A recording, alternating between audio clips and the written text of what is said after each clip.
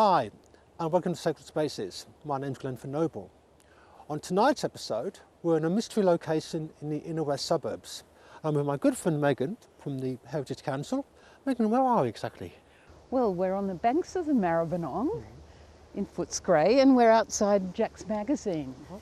So this is the outside wall of Jack's Magazine, which is this large, the biggest ever gunpowder storage facility built in Melbourne in the 1870s. That's fascinating.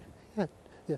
Well, look, I'd love to hear some more about it. Can you maybe take me on a guided tour? That would be great, Glenford. Okay. Follow me.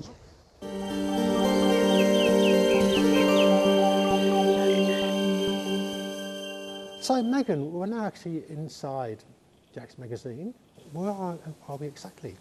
Well, we're outside the walls of Jack's Magazine, but we're in the loading bay, a shed, and this is an important part because it shows how the gunpowder was transported from Port Phillip Bay on barges up the Maribyrnong and then via this canal, and then from the canal the barrels were hauled up by block and tackle, brought into the shed, put on a tram, a trolley, and then transported into the storage for safe storage. Right. And so these are the original Tracks. Yeah. Yes, That's amazing. it is amazing. Yeah. And there's very few sites. It's an aspect of rarity of this Jack's Magazine that it has got the canal and the loading bay, so that adds to its significance.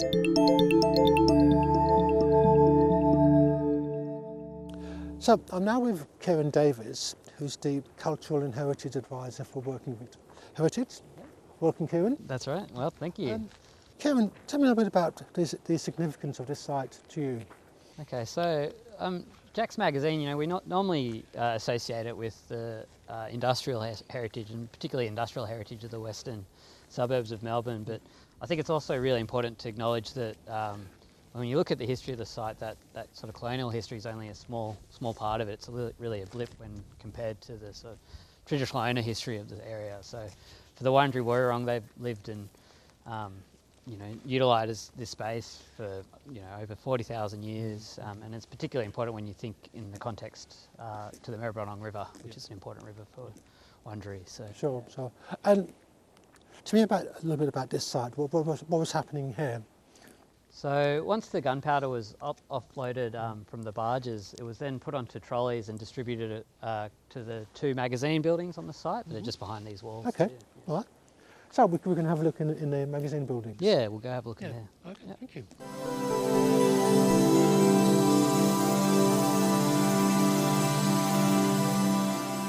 So, Kieran, where are we now? So this is the clothing and slipper room, and this would be where the employees would come in at the start of each of their shifts, change out of their everyday clothes and put on their work clothes, which would have been cotton overalls.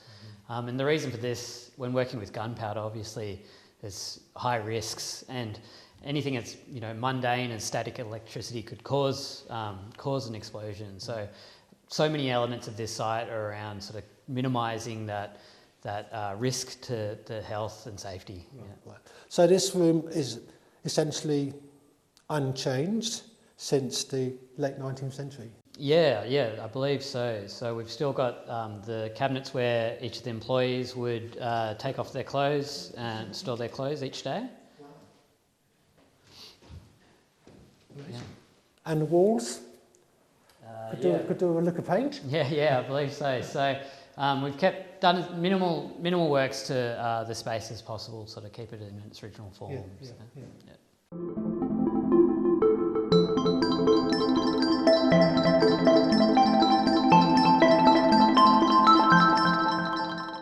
Megan, so we're now inside one of the magazines.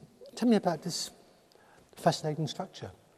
Well, what I love about it's beautiful arched ceilings and the arches linking the two sections of the magazine. This is where the gunpowder was actually stored. And the whole building is so beautifully built and crafted, designed under the supervision of William Wardell, who was a public works architect, and he also designed St Patrick's Cathedral and Pentridge, all very different spaces, but he talked about St Patrick's Cathedral being designed to last 200 years, and I believe he also designed Jack's to last 200 years. It's so well crafted. The builder, George Cornell, did a wonderful job, and the detailing of the archways, the tooling of the edges of all the bluestone blocks is extraordinary, and even today there's no cracking. That's amazing. With the recent floods, the water was lapping around the outside wall, nearly up to the base of the wall, but still no cracking, and it's lasted remarkably well. Yeah. And there's a certain stillness and quietness about being in here, isn't it? Almost like being in a church. Almost like being in a church, and the fact that it was designed to house something very explosive and loud, and is an interesting contrast to today, where it actually makes. We've done some music performances in here, and it has wonderful acoustics for particularly choral music and things like that. Yeah.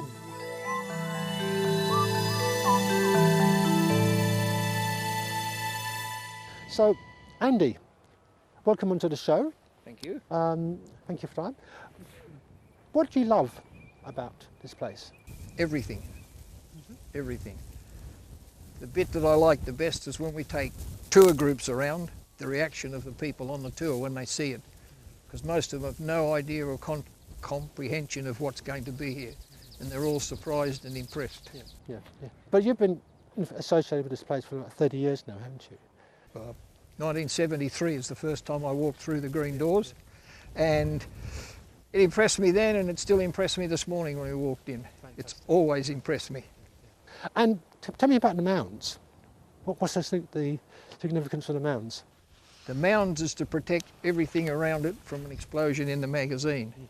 What we're trying to stop is horizontal projectiles, because if you have horizontal projectiles, that'll penetrate the next magazine and blow it up and continue on. If this magazine blew up with 250 tonnes in it, all those bluestones would be along the mound here, like pavers. And everything, the roof and everything you saw inside the arch, all that just disappears in a cloud of dust. And there'd be a big hole in the ground. And finally, why is it called Jack's Magazine? Between 1923 and 1943, the magazine keeper, the foreman if you like, his name was Wally Jack. And rumour has it, and I've never seen anything written down, but rumour has it that he was a pretty tough taskmaster. And he made everything have to be done by the book. And the story goes that all the people, not all the people, but the people who worked here said, he thinks it's his own magazine. So it just snowballed on. Jack's Magazine? Jack's Magazine. I love it, I love it.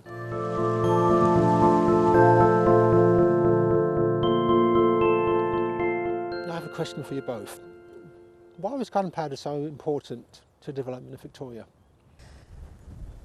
Well, it was needed for both mining and the building industry, and they both kind of worked together.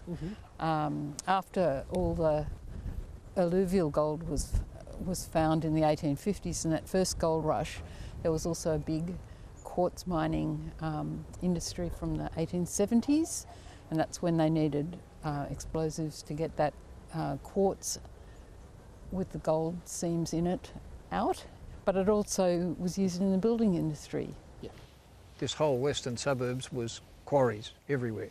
Just about everywhere you went there was a quarry on the other corner, because through the 1880s, or late 1870s, 1880s, big building boom, and obviously to get bluestone out of the ground you need explosives to do it.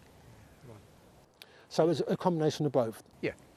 And it was used for lots of other things too, because it was still used for ammunition, because we're still black powder in the guns and what have you at those days. And the good thing was anyone could come here and buy however much you wanted. You didn't need any license or anything. If you wanted some, you just fronted up, bought it, away you went. Oh, so it was a public ammunition dump? It was, yeah.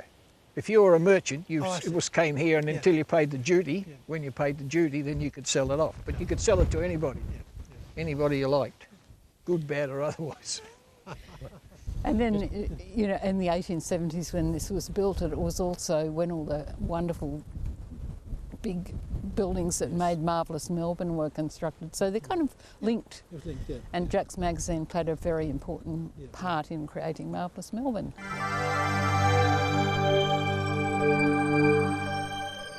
So, Kieran, tell me about Jack's Magazine through the ages. Sure. So Jack's Magazine first developed in the 1870s, and primary function was for storing gunpowder. And that sort of area of the site you can see represented anywhere that there's bluestone. So all the bluestone buildings, date back to the 1870s. But gunpowder quickly became outdated technology in a lot of ways. So, you know, as we move up towards the early 20th century, the site itself was used more often for the storage of ammunition and elements related to the arms and defence industries. And that era can be seen in the site through the buildings that are built in brick. So, yeah, anything that's brick is usually interwar.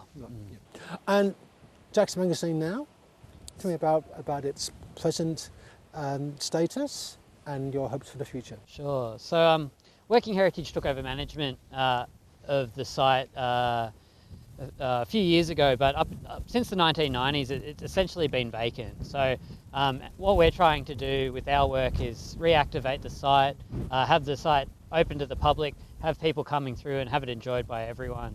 And a big part of that that work is to have the buildings tenanted and to have income coming in so that we can use that income to then look after the site, have it protected and have it available to everyone. I asked all my guests to come onto the show to nominate their favourite space or location. So what would be your favourite space or location here? I think probably where we're standing, actually, on the top of the mounds. You know, you get the views across the mounds. You can see the aspects of the buildings. You can see all the way across to the city. And yeah, for me, when I first arrived at this site, it's a bit confusing when you first walk in through the doors. There's, you know, these big grass mounds. There's lots of sort of tramways and alleyways to sort of get lost in. But it wasn't until I came up to the top here that you actually get that overall view and get a real understanding of how the site functions. Yeah. Well, thanks, Kieran, for coming on the show. Thank you. Cheers.